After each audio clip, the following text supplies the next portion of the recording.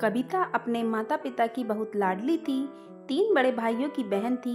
कोई भी चीज मांगने पर उसी वक्त सामने हाजिर हो जाती। पूरे घर में रौब था उसका। पूरे परिवार और नौकरों पर राजकुमारी की तरह हुक्म चलाती थी कविता।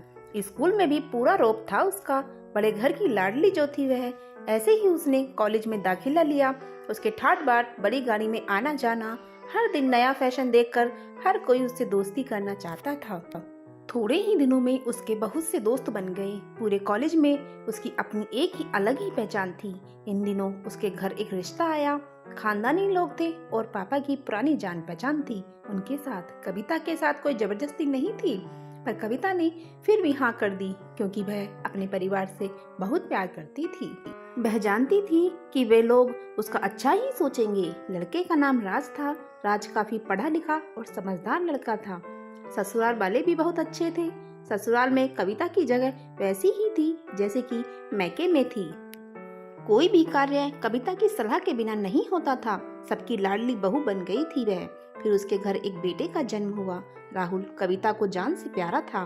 पोता पाकर ससुराल वाले तो फूले नहीं समाते थे। कविता कभी कभी सोचती कि उसकी किस्मत कितनी अच्छी है। उसका हर अपना उसे कितना प्यार करता है। चाहे जीवन में कैसा भी समय आए, मेरे अपने हमेशा मेरे साथ हैं। मैं कभी अकेली नहीं हो सकती।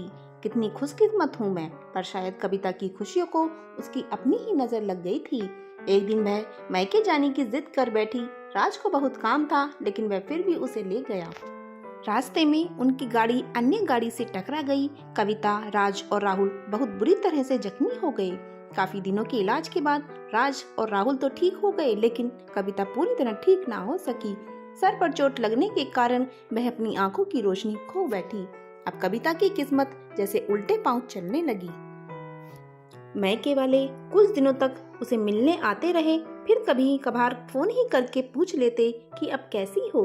धीरे धीरे ये सिलसिला भी कम हो गया। ससुराल वालों की सहानुभूति भी कम होने लगी। घर में किसी को पास बैठने के लिए कहती तो जवाब मिलता, बहुत काम है, अब तुम तो हाथ बटाती नहीं हो। राज भी चिड़चिड़ा हो गया था। बस राहुल ही था उसके साथ, जिसके साथ हंसते खेलते उसका वक्त गुजरता। एक दिन कविता के हाथ से कुछ सामान गिर गया, जिसकी वजह से राहुल को हल्की सी चोट लग गई। कविता के सास ससुर ने राहुल को उससे अलग कर दिया कि कहीं उसके ना देखने की वजह से बच्चे को कोई नुकसान ना हो जाए। कविता अंदर से टूट चुकी थी। एक दिन उसने सबके सामने मायके जाने की इच्छा रखी तो राज उसे तुरंत मायके छोड़ आया, जैसे कि वह भी यही चाहता था। लेकिन राहुल को उसके साथ नहीं भेजा गया। कविता कभी राहुल से दूर नहीं रहती थी, पर अपनी कमी के कारण उसने ज्यादा बहस नहीं की। कविता को लगा कि वह 3-4 दिन वहां रहेगी तो थोड़ा हवा पानी बदल जाएगा, क्योंकि वह कितने दिनों से कहीं भी बाहर नहीं गई थी। घर वाले भी इतने दिनों बाद उसे देखकर कितने खुश होंगे। कविता के घर पहुंचने पर सब लोग बहुत खुश हुए। खाने में सब कुछ कविता की पसंद का ही बना था। उसने अपने मम्मी पापा और भाई भाभीियों के साथ दिल खोलकर बातें की। उनके छोटे छोटे बच्चे भी बुआ के साथ घुल मिल गए।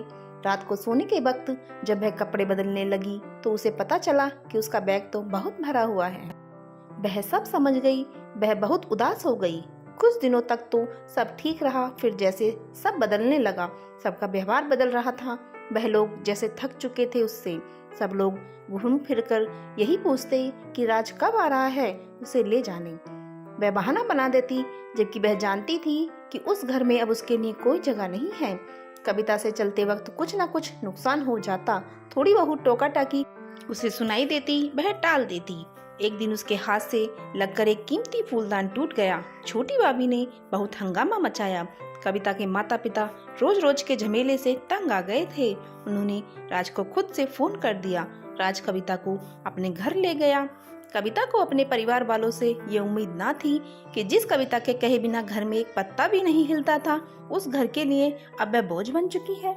राज के साथ ससुराल आते वक्त वह बहुत खुश थी, क्योंकि वह अपने घर जा रही थी, अपने जिगर के टुकड़े राहुल के पास। परंतु यह खुशी भी कुछ पल की ही थी। सारा बंदोबस्त पहले ही किया हुआ था। कविता को सीधे ऊपर वाले कमरे में पहुंचा दिया गया।